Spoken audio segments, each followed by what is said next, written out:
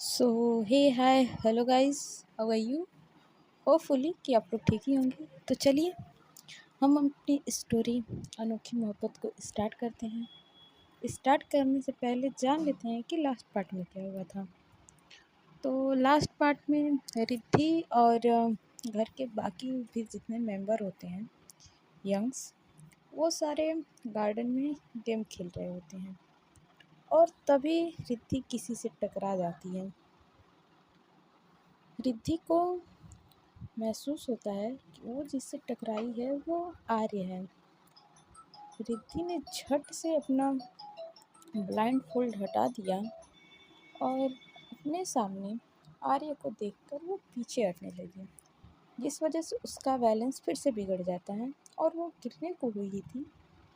लेकिन रिद्धि गिरती इससे पहले आर्य ने उसे उसकी कमर से पकड़ लिया और गिरने से बचा लिया।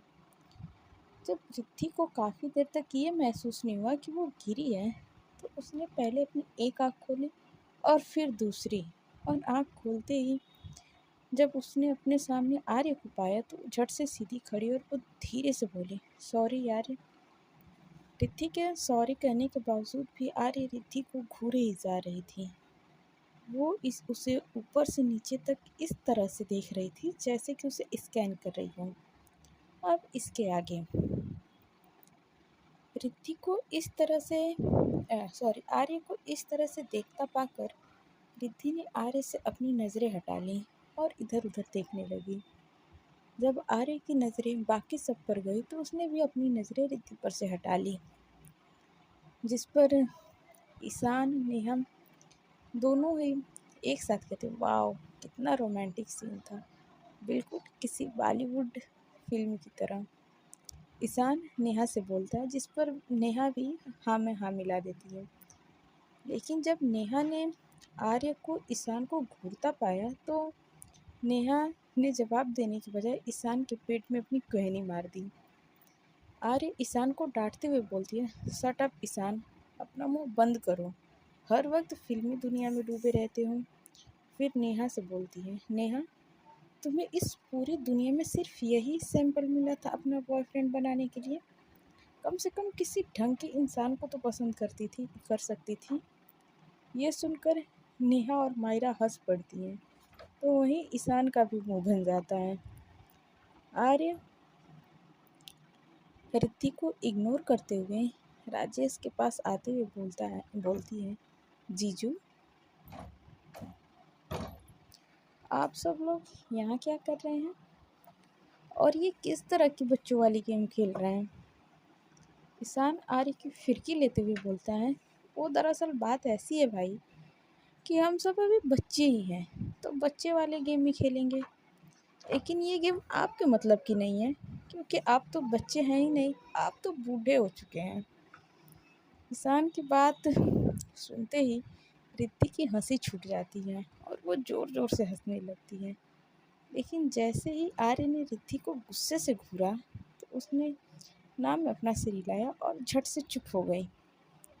आर्य रिद्धि को लगभग ऑर्डर देते हुए बोलती है, रिद्धि ये क्या कर रही हो तुम, एक डॉक्टर बनने वाली हो, लेकिन तुम्हारी सारी हरकतें तो एक छोटे से बच्चे की जैसी हैं। अगर ऐसा ही चलता रहा ना तो क्या तुम खाक डॉक्टर बनोगी, तुम कभी भी एक काबिल डॉक्टर नहीं बन पाओगी। एक अच्छी बीवी तो तुम बन ना सकी, कम से कम एक अच्छी डॉक्टर तो ही बन जाना। वैसे भी रिश्तों की तो तुम्हें कोई कद्र है ही नहीं, कम से कम अपने प्रोफेशन की तो कर लो। और फिर थोड़ा सा रुक कर बोलती हैं, अंदर जाओ, दादी माँ तुम्हें कब से बुला रही हैं और तुम हो कि यहाँ पर बच्चों की तरह खेल रही हो। वहाँ पर खड़े हुए लोगों में से किसी को भी आर्य का रिद्धि के साथ इस तरह का बर्ताव अच्छा नहीं लगता है, खास करके सिद्धि को। सिद्धि आर्य को कुछ कहना चाहती थी, लेकिन राजेश ने उसका हाथ पकड़कर उसे रोक लिया और उसके कान में धीरे से बोला, सिद्धि क्या कर रही हो। सिद्धि भी राजेश से धीरे से बोलती है, आपने देखा ना आर्य ने किस तरह से रिद्धि को डांटा है, देखो ना रिद्धि का कैसा मुंह उतर गया मेरी बहन का। क्या आर्य का इस तरह का बर्ताव आपको बुरा नहीं लगा। राजेश सिद्धि को समझाते हुए बोलता है, ऐसी बात नहीं है सिद्धि, जैसा कि तुम समझ रही हो। मुझे भी बुरा लगा, लेकिन उसको पूरा अधिकार है कि वो उसको उस तरह से डांट सकती है। उन दोनों की बातें जब तक धीरे धीरे हो रही थी, वो अब एक अच्छी खासी बहस में बदल चुकी थी, जिसे कि बाकी सब चुपचाप खड़े देख रहे थे। सिद्धि बोलती है, राजेश, मैं आपकी बात से पूरी तरह सहमत हूँ। मानती हूँ कि उसका अधिकार है अपनी पत्नी पर। मैं मानती हूँ कि अतीत में रिद्धि से बहुत बड़ी गलती हुई है। किसी के भी साथ अगर ऐसा होता तो कोई बर्दाश्त नहीं करता कि उसकी पत्नी उसके अलावा किसी और से प्यार करती है। लेकिन आज तो उसकी कोई गलती नहीं है ना, और बिना गलती के अपनी पत्नी को इस तरह से बेइज्जत करना ठीक नहीं है। राजेश, गलती है क्या? क्या है उसकी जो उसे इस तरह से बेवजह डांट पड़ रही है? कब तक, आखिर कब तक आर्य उसे उस गलती की सज़ा देती रहेगी?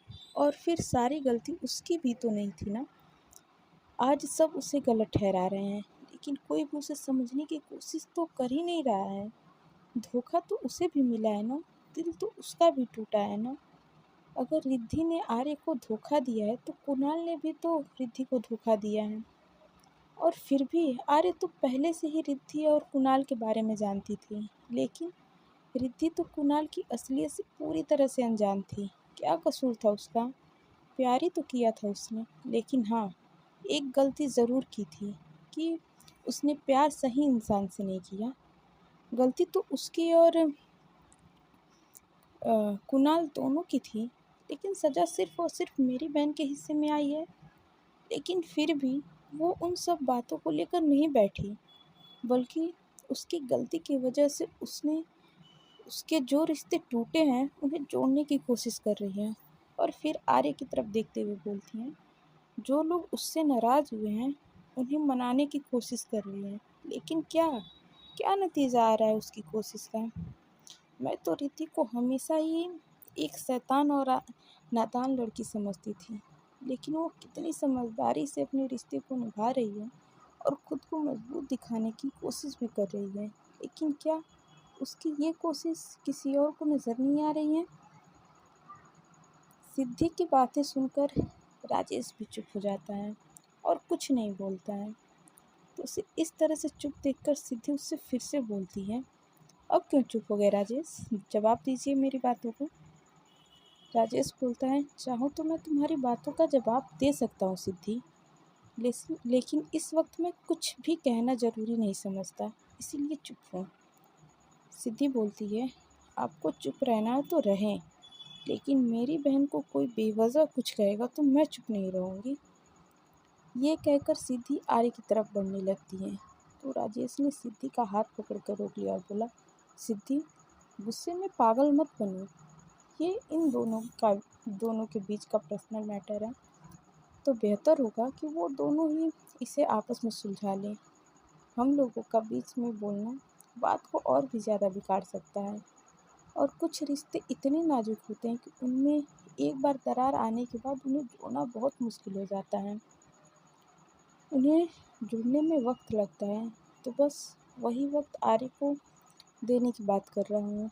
और फिर भी अगर तुम्हें ये लगता है कि मुझे रिद्धि की चिंता नहीं है, तो यहाँ तुम गलत हो।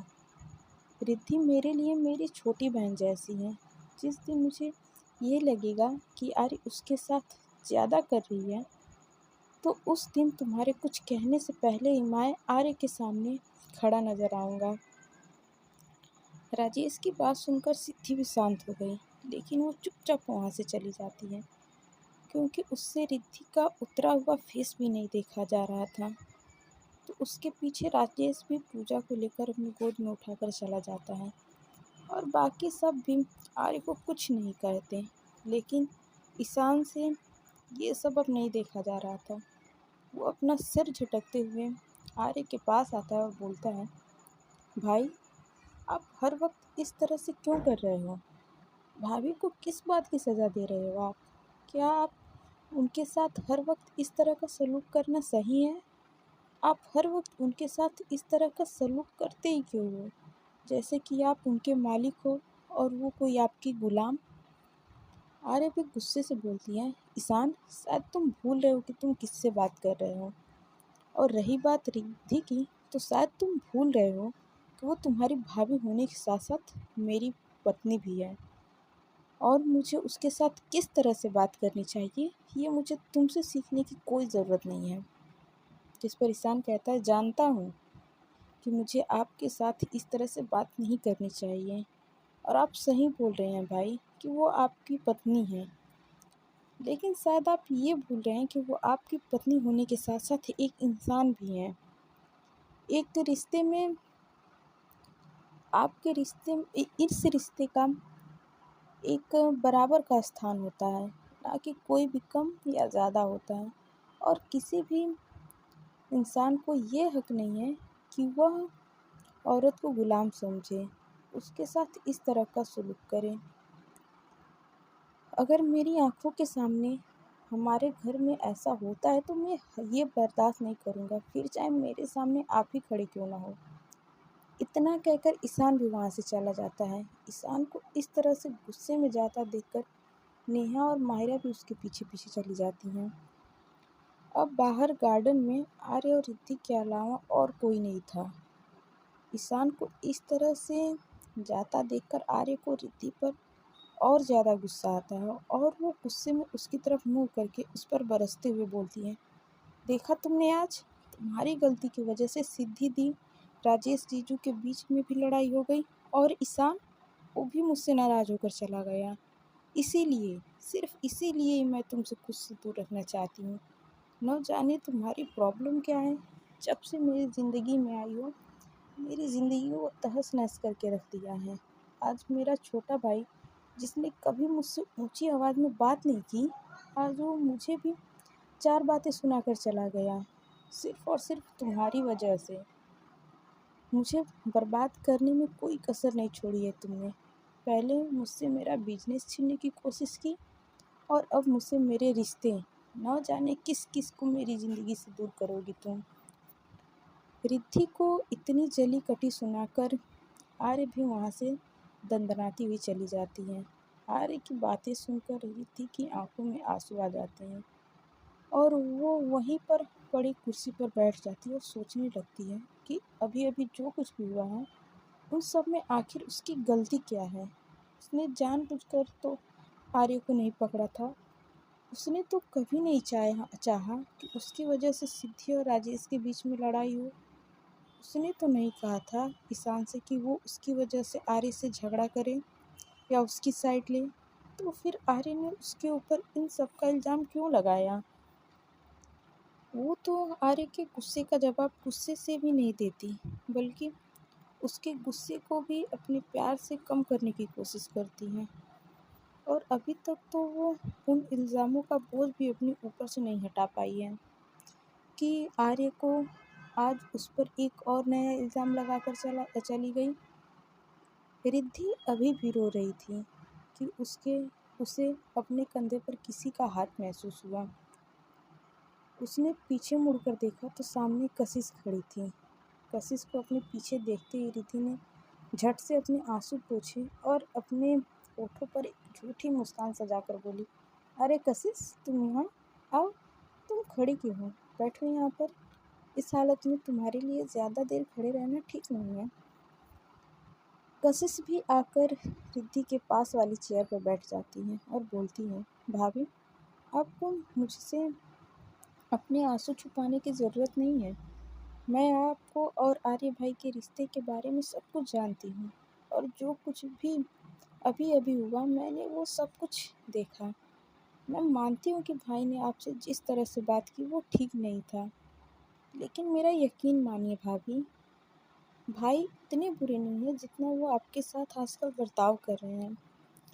माना कि पहले जो कुछ भी हुआ उसमें आपकी गलती थी, लेकिन फिर भी भाई तो ऐसे नहीं है जो किसी की गलती को पकड़ कर बैठ जाए। फिर वो आपके साथ इस तरह का बर्ताव क्यों कर रहे हैं, ये मुझे समझ नहीं आ रहा है। जिस पर रिद्धि कशिश के हाथ पर अपना हाथ रखते हुए बोलती है, कशिश, तुम्हें मेरे और आर्य के रिश्ते के बारे में टेंशन लेने की कोई ज़रूरत नहीं है। आज नहीं तो कल वो मान ही जाएगी और फिर से पहले की तरह बर्ताव करने लगेगी। इस समय तुम्हें सिर्फ और सिर्फ अपने और अपने होने वाले बच्चे के बारे में सोचना चाहिए। इतना स्ट्रेस लेना तुम्हारे लिए ठीक नहीं है और तुम चिंता मत करो। मैं खुद का और आर्य का रिश्ता ठीक करके ही रहूँगी। इतना तो विश्वास करती हो ना मुझ पर। जिस पर कशिश भी मुस्कुराती हुई बोलती है, आप पर तो मैं बहुत विश्वास करती हूँ भाभी। कुछ ही महीनों में आपके साथ रहकर मुझे ये एहसास हुआ कि एक बड़ी बहन का प्यार क्या होता है। दादी माँ ने हमें चाहे कितना भी प्यार क्यों न दिया हो, लेकिन एक माँ की कमी हमेशा ही रही थी हमारी ज़िंदगी में। लेकिन आपके आने से वो कमी भी पूरी हो गई। भले ही आपकी उम्र मेरी उम्र से कम है, लेकिन आप रिश्ते में तो मुझसे बहुत बहुत बड़े हो। और भाभी भी तो माँ ही होती है ना। जिस पर रिद्धि बोलती है, कशिश सच कहूँ तो मुझे इतनी बड़ी बड़ी बातें करनी तो नहीं आती, और ना ही मैं ये कहूँगी कि मैं तुम्हारी ज़िंदगी में माँ की कमी पूरी कर सकती हूँ। लेकिन हाँ, इतना ज़रूर कह सकती हूँ कि तुम्हें जब भी मेरी ज़रूरत होगी तब मैं तुम्हारे साथ हमेशा खड़ी नज़र आऊँगी। बिल्कुल एक सच्चे दोस्त की तरह, एक बड़ी बहन की तरह। क्योंकि मेरी नज़रों में सब रिश्तों से बड़ी दोस्ती का रिश्ता होता है। जिस पर कशिश रिद्धि के गले लगते हुए बोलती है, भाभी आप ग्रेट हो, आप बहुत अच्छे हो। प्लीज़ आर्य भाई का साथ कभी मत छोड़ना भाभी, अगर वो चाहे तब भी नहीं। रिद्धि बोलती है, चलो अब यहाँ बैठे हुए बहुत देर हो गई है, अंदर चलो तुम्हें कुछ खाने के लिए देती हूँ, वरना हमारा छोटा सा बेबी कहेगा कि मामी कितनी बुरी हैं कि मेरी मम्मा का ख्याल भी नहीं रखती हैं। ये कहकर रिद्धि जाने लगती है तो कशिश पीछे से बोलती है, भाभी भाभी भाई के बारे में ज़्यादा मत सोचो और ना ही उनके बारे में सोच सोच कर अपना मूड ख़राब करो। आप तो जानते हो ना कि वो पैदाइशी खड़ूस है। रिद्धि कशिश की खड़ूस वाली बात सुनकर हाँ में अपना सर हिलाती है और फिर वो दोनों मुस्कुरा देती हैं। उसके बाद वो दोनों अंदर आती हैं। अंदर जाकर रिद्धि ने कशिश को सोफे पर ले जाकर बैठा दिया और किचन में जाकर उसके लिए जूस ले आई। कशिश को जूस पिलाकर रिद्धि ईशान के रूम में जाती है। रिद्धि ने दरवाजे पर खड़े होकर देखा कि ईशान अपना सर पकड़कर सोफे पर बैठा हुआ है और नेहा उसके बराबर में उसके कंधे पर हाथ रखकर बैठी थी। रिद्धि दरवाजे पर खड़े होकर बोलती है, ईशान क्या मैं अंदर आ सकती हूँ? रिद्धि की आवाज़ सुनकर ईशान अपना सर उठाकर दरवाजे पर देखता है और बोलता है, भाभी अब आप पर भी भाई का असर होने लगा है क्या? आपको कब से मेरे रूम में आने के लिए इजाज़त लेने की ज़रूरत पड़ने लगी? जिस पर रिद्धि मुस्कुराकर अंदर आती हुई बोलती है, जब तुम अकेले थे तब की बात कुछ और थी ईशान, लेकिन अब तो तुम्हारे साथ मेरी होने वाली देवरानी भी है और अब तुम दोनों की शादी होने वाली है, तो अब तो मुझे तुम्हारे कमरे में आने के लिए इजाज़त लेनी ही पड़ेगी। और फिर ईशान की तरफ शरारत से देखते हुए बोलती है, वैसे एक बात बताओ, मैंने तुम्हारा कोई स्पेशल मोमेंट ख़राब तो नहीं कर दिया? जिस पर भी जिस पर ईशान झेपते हुए बोलता है, भाभी प्लीज़। उन दोनों की बात सुनकर नेहा वहाँ से उठकर जाने लगती है तो रिद्धि उसका हाथ पकड़कर उसको रोक लेती है। रिद्धि बोलती है, कहाँ जा रही है नेहा? बैठ यहीं पे। जिस पर नेहा नाराज़गी से बोलती है, तू मेरी दोस्त है ही नहीं तो मैं यहाँ क्यों बैठूँ? इस वक्त तू तो सिर्फ और सिर्फ ईशान की भाभी और आर्य की वाइफ है। रिद्धि बोलती है, ये तो कैसी बातें कर रही है नेहा, मुझे तो कुछ समझ ही में नहीं आ रहा है।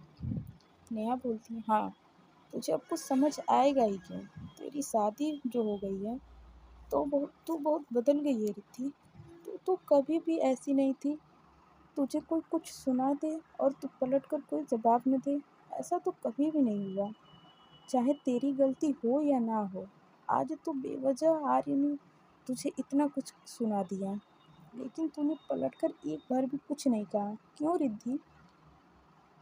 रिद्धि नेहा को अपने पास बैठाते हुए बोलती है, नेहा तू गलत समझ रही है।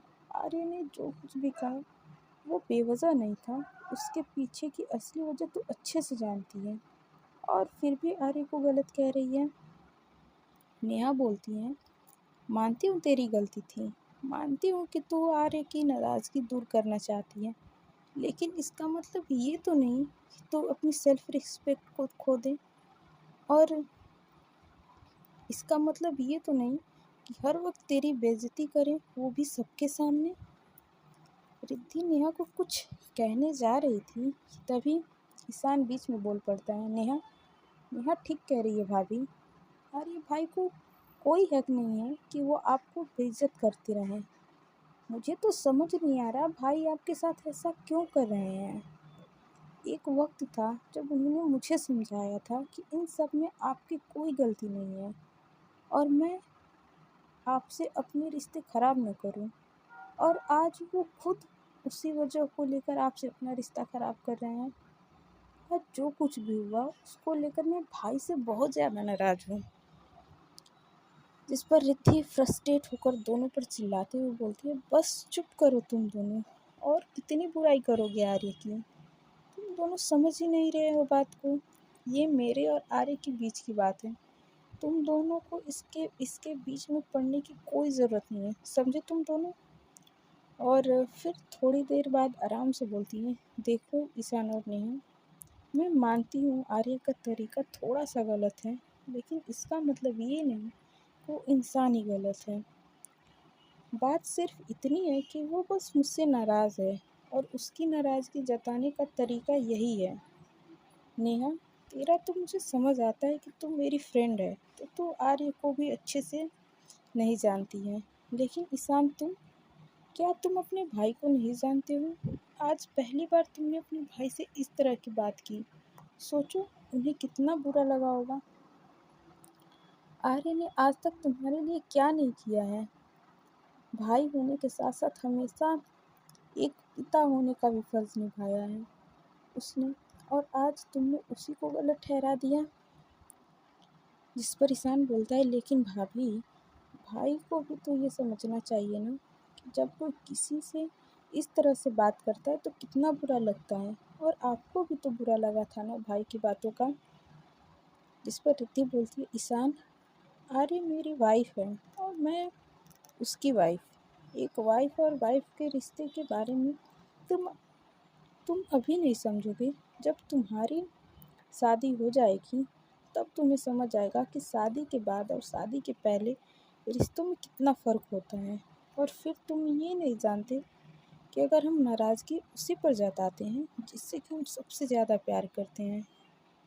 रिद्धि की बात सुनकर ईशान उसकी तरफ देखने लगता है, तो वो दोबारा कहती है, ईशान प्लीज़, अगर तुम सच में मुझे अपनी भाभी मानते हो और मैं तुम्हारी ज़िंदगी में थोड़ा सा भी मैटर करती हूँ, तो प्लीज़ मेरे लिए जाकर अपने भाई से माफ़ी मांग लो, और उनके लिए अपने दिल में कोई भी मैल मत रखो।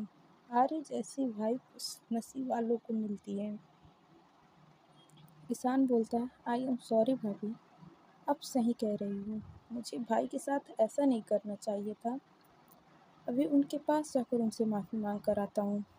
रिद्धि बोलती है, थैंक यू ईशान मेरी बात मानने के लिए। ईशान बोलता है, आपके और मेरे बीच में थैंक यू की कोई ज़रूरत नहीं है भाभी, मैं आपका देवर होने के साथ साथ आपका छोटा भाई भी हूँ। फिर ईशान और नेहा दोनों आकर रिद्धि के गले लग जाते हैं, और फिर ईशान आर्य के कमरे की तरफ चला जाता है और रिद्धि वहीं बाहर हॉल की तरफ। सो फ्रेंड्स, आज के पार्ट में बस इतना ही। मिलते हैं नेक्स्ट पार्ट में और जानते हैं कि आने वाले पार्ट में क्या होता है। तब तक के लिए बाय बाय, टाटा।